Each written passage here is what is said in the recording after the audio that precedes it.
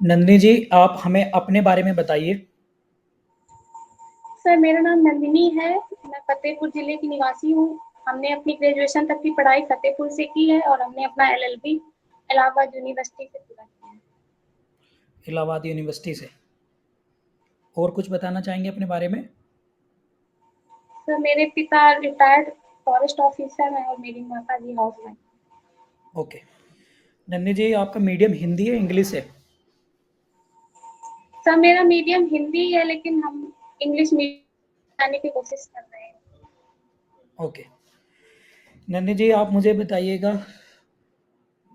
IPC क्या होता है? आईपीसी, इंडियन पेनल कोड, क्या होता है? सर, आईपीसी एक संहिता है भारत जिसमें घटित होने वाले अपराधों की परिभाषा और उससे संबंधित दंडों का प्रावधान किया है। ओके, कितने सेक्शन है टोटल? 511। 511। अच्छा, मुझे ऐसे सेक्शन बताइए, कोई एग्जाम्पल से, जो महिलाओं से रिलेटेड हो बस केवल। सर, रेप है, एसिड अटैक है। रेप है 375, उसकी पनिशमेंट 376 में दी गई है। और एसिड अटैक से संबंधित है 326A, 326B। और भी सर, असॉल्ट वेरी संबंधित गुड। है। आप मुझे बताइएगा, अखंडता शब्द से क्या समझती हैं आप? अखंडता का मतलब क्या होता है? सर, अखंडता मतलब जिसके खंड ना किए जा सके, जो जो जिसमें अ, एकता की भावना जिससे लक्षित होती है, उसे ही अखंडता। भारतीय संविधान में कहाँ है ये शब्द? सर, प्रियम्बल में। आज बस मैं आपसे लास्ट क्वेश्चन पूछ रहा हूँ। आप मुझे बताइएगा, विधि दिवस कब मनाया जाता है? विधि दिवस।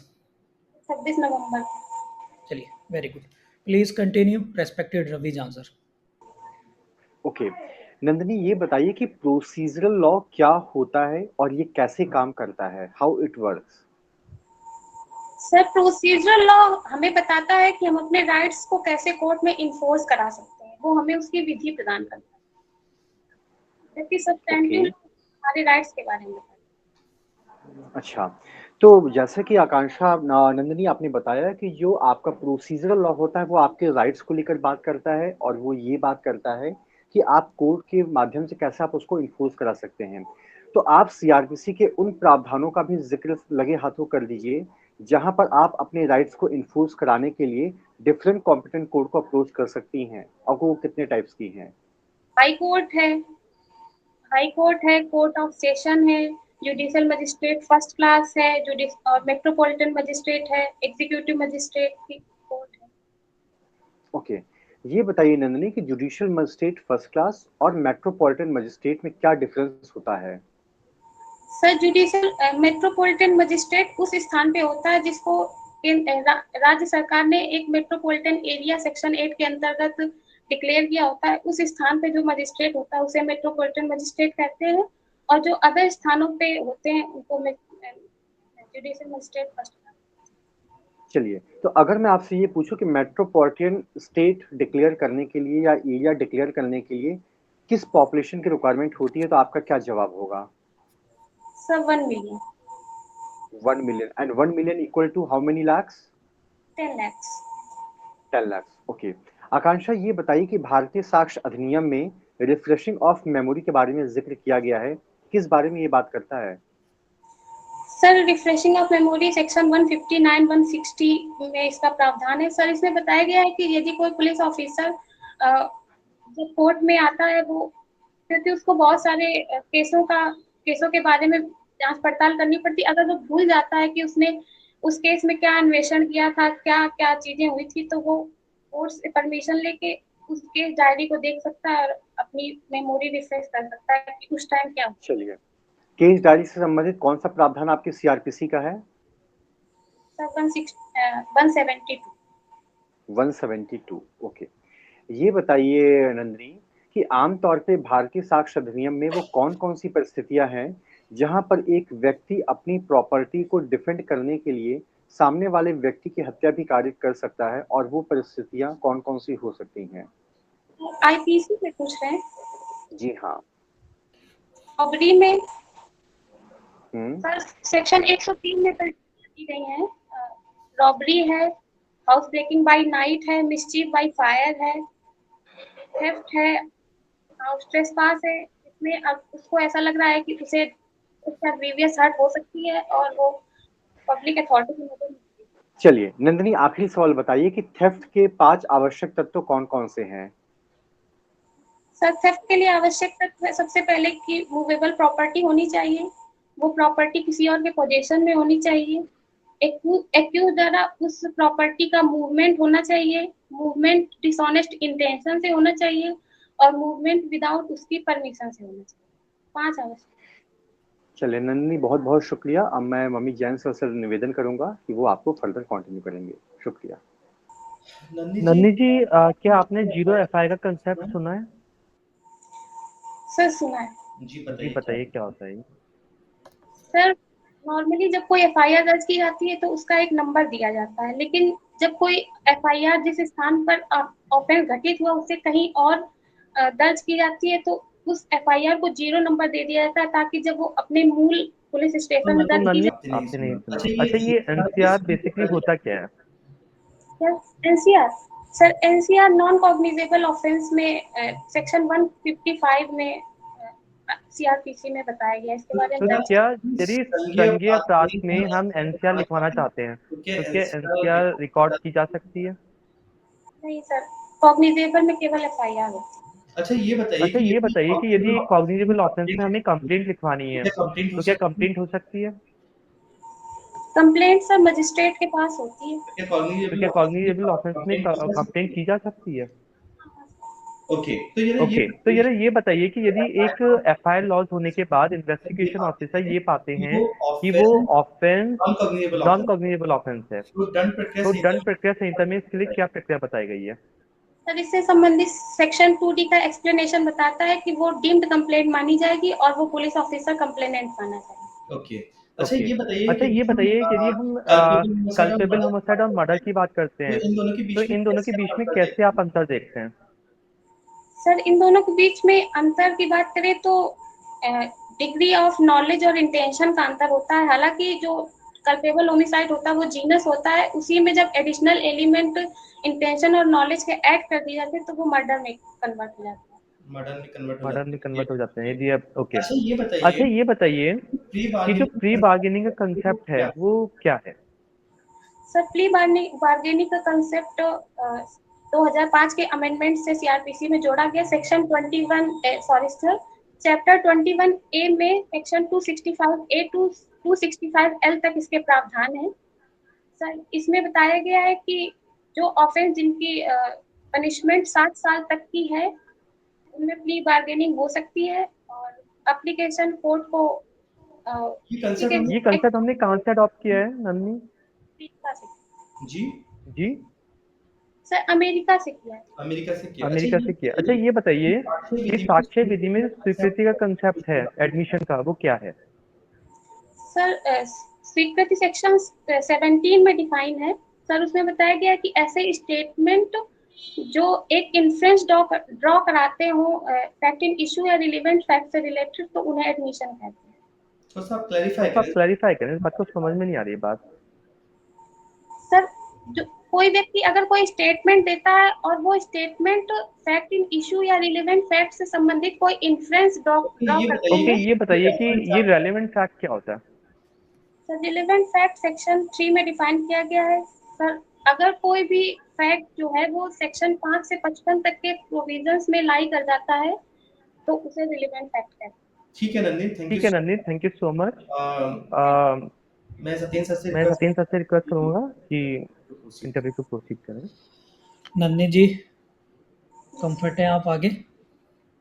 Yes sir. स्वीकृति क्या होती है? संस्वीकृति एक तरह का एडमिशन होता है जब एक्यूज्ड अपने गुनाहों को कबूल करता है, उसको संस्वीकृति कहते हैं। अच्छा, सुसंगति और ग्राह्यता में क्या अंतर है? सर सुसंगति तो जब कोई भी फैक्ट 5 से 55 तक के किसी प्रोविजन पे लाई कर जाता है तो उसे सुसंगति कहते हैं, लेकिन जब कोई जब कोर्ट किसी फैक्ट को हमें अच्छा, प्रूव पुलिस अभिरक्षा में की गई संस्वीकृति कब सुसंगत होती है? सर मजिस्ट्रेट की प्रेजेंस में अगर की गई, सेक्शन 26। अच्छा, जुडिशियल कन्फेशन और एक्स्ट्रा जुडिशियल कन्फेशन में क्या डिफरेंस है? सर जब कोई कन्फेशन मजिस्ट्रेट के सामने कोर्ट परिसर में किया जाता है तो उसे जुडिशियल कन्फेशन कहते हैं। अगर वो कन्फेशन कोर्ट के बाहर किया जाता है या फिर किसी अन्य व्यक्ति को किया जाता है मजिस्ट्रेट के अलावा, तो उसे एक्स्ट्रा जुडिशियल। अच्छा, एक इसी में आता है रीअट्रैक्टेड कन्फेशन, ये क्या है? सर एक बार जब मैच्योरिटी कोर्ट में जब एक्यूज जो होता है वो कन्फेशन दे चुका होता है और बाद में वो अपने बयान से पलट जाता है कि मैंने ये बयान नहीं दिया था या फिर मुझसे बयान दबाव में दिलवाया गया था, तो उसे रिट्रैक्टेड कन्फेशन। मैसेज है। जो होम डिस्ट्रिक्ट है उससे आपका जो विद्यालय था इलाहाबाद विश्वविद्यालय, वो किस दिशा में पड़ता है? सब पूर्व में पड़ता है। और आपका जो होम डिस्ट्रिक्ट है वो किस मंडल के अधीन आता है? और अपने जिले का 2 हिस्टोरिकल इम्पोर्टेंस बताइए। सर मेरा जिला इलाहाबाद मंडल के अंतर्गत आता है और सर मेरे जिले में एक ऐतिहासिक स्थल 52 इमली करके, जो अंग्रेजों के टाइम पे ऐसा कहा जाता है कि वहां पर एक इमली का पेड़ है, उसमें कहा जाता है कि 52 हमारे स्वतंत्रता सेनानियों को एक साथ फांसी दी गई थी, तो वो पेड़ आज भी है और एक हम लोग को उनकी बहादुरी की याद दिलाता है। और सर औरंगजेब के समय के 2 फाटक हमारे यहाँ भी खजुआ में अभी भी हैं, वहां से लोग आवागमन करते हैं, तो सर वो है। और किले भी हैं सर औरंगजेब। और आर्थिक रूप से क्या महत्व है फतेहपुर का उत्तर प्रदेश में? सर आर्थिक रूप से अभी हमारे यहाँ के मलबा के पेड़े को जियोग्राफिकल इंडिकेशन का टैग दिया गया है। और सर जो 1 डिस्ट्रिक्ट 1 प्रोडक्ट की योजना है, उसके अंतर्गत हमारे यहाँ की बेडशीट काफी फेमस है। तो ओडीओपी में आपके यहाँ की बेडशीट आती है फतेहपुर? आप श्योर हैं? सर मैंने तो यही पढ़ा है। फतेहपुर में किस प्रकार की मृदा पाई जाती है? मेरा ये लास्ट क्वेश्चन है आपसे। सर मृदा किस प्रकार की पाई जाती है ये नहीं पता, लेकिन सर उपजाऊ रहती है और गेहूं चावल सारी चीजें हो जाती है। Thank you. मैं सर से रिक्वेस्ट करूंगा, सतीन सर से, सर प्लीज कंटिन्यू करिए। Thank you sir. हाँ नंदिनी जी, आपको कैसा लग रहा है अभी? सर ठीक लग रहा है। आपका मॉक तो कंप्लीट हो गया है। आप मुझे बताइए क्या रियलाइजेशन हो रहा है आपको? आप एक तो हँस बहुत ज़्यादा रही हैं क्वेश्चन का आंसर करते समय। शुरुआत में जब इंटरव्यू स्टार्ट किया था तो आप बहुत ज़्यादा जो है हँस रही थी, एक काइंड ऑफ जैसे शर्माती हैं लड़कियाँ। और बॉडी लैंग्वेज आपका थोड़ा सिंसियर नहीं लगा, उस पर आपको काम करना है, ठीक है? इंटरव्यू में मुस्कुरा सकते हैं एक कंट्रोल में रहकर, लेकिन हँसना नहीं है बिल्कुल भी। साथ में जब आपसे कोई क्वेश्चन नहीं आ रहे हैं तो आपको ये नो बोल देना, सॉरी बोल देना है या क्षमा कीजिएगा। आपको इस तरह से गर्दन बिल्कुल नहीं हिलानी है, ठीक है? क्लियर है?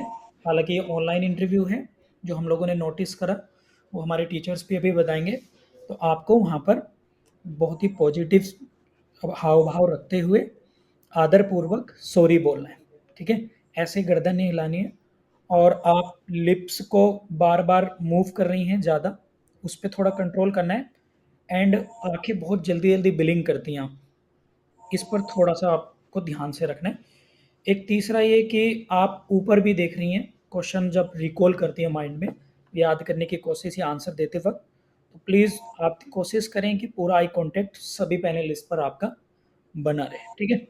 मैं रिक्वेस्ट करूँगा मम्मी जैन सर से, प्लीज़ वो बताएँ। नंदिनी जी, मुझे यही लगता है कि आपने बहुत ही कैजुअल वे में इस इंटरव्यू को लिया है। यानी कि आपने शुरू में ही अपने को बहुत क्लोज होने की कोशिश की आपने इंटरव्यू बोर्ड के साथ।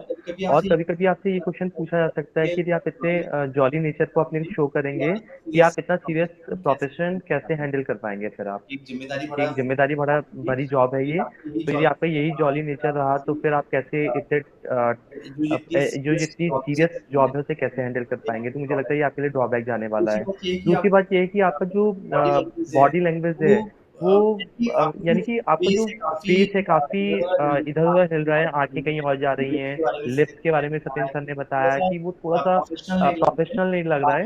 बाकी नॉलेज के मामले में भी जो आप आंसर्स आपको आते थे, उनको भी बहुत आप अच्छे से एक्सप्रेस नहीं कर पा रहे हैं। यानी कि यदि आप बताते हैं, यदि कोई प्रोविज़न आपसे पूछा गया और आप किसी सेक्शन को बता रहे हैं, तो आप ये नहीं बता रहे वो सेक्शन किस एक्ट से लिया गया है। यानी आपने यदि 326 बोला, तो हमें नहीं पता 326 किसकी बात कर रहे हैं। और उसमें भी आप एक सिस्टमैटिकली जैसे होता है कि एक लेमन लैंग्वेज, एक आम भाषा, आपने जनरली उस भाषा को यूज़ किया है। हमें कहीं भी ऐसा नहीं लगा कि हम किसी होने वाले एडवोकेट से बात कर रहे हैं, तो वो चीज़ आपने बहुत मिसिंग लगी। तो इस पे आप थोड़ा-सा ध्यान देंगे।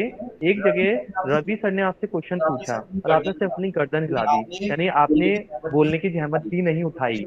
तो मुझे लगता है उसमें यदि आपने आंसर यस में भी करना था, तो आपको यस बोलना चाहिए था। और ओवरऑल बस थोड़ा-सा अब जैसा टाइम कम है, अपनी नॉलेज का आप थोड़ा-सा पॉलिश कीजिए, आईने के सामने खड़े होके आप थोड़ी-सी प्रैक्टिस कर लीजिए, ठीक है? ओवरऑल ऐसा कोई बहुत बड़ा वो नहीं है, आप थोड़ी-सी प्रैक्टिस करेंगे तो इसमें सुधार कर लेंगे। बाकी मैं रवि सर से रिक्वेस्ट करूँगा कि वो फीडबैक दें आपके बारे में। वहाँ पर आपको अपने आप को बहुत ज़्यादा बैलेंस रखने की और शो करने की ज़रूरत है। जो सवाल आपसे पूछा जा रहा है, उसका आपको एप्रोप्रिएट जवाब देना है या जवाब देने की कोशिश करनी है। वहाँ पर आपका कोई भी कैज़ुअल अप्रोच किसी भी एंगल में एंटरटेन नहीं किया जाएगा, ठीक है? और जब तक आपका फाइनल हो नहीं जाता है, तब तक आपको बहुत सारी चीज़ों के बारे में अपडेट रखने की ज़रूरत है और जो भी टॉपिक्स हम लोगों ने ग्रुप के ऊपर डाले हैं, कि कम से कम एक बार उसको आप गो थ्रू ज़रूर करिए, ठीक है?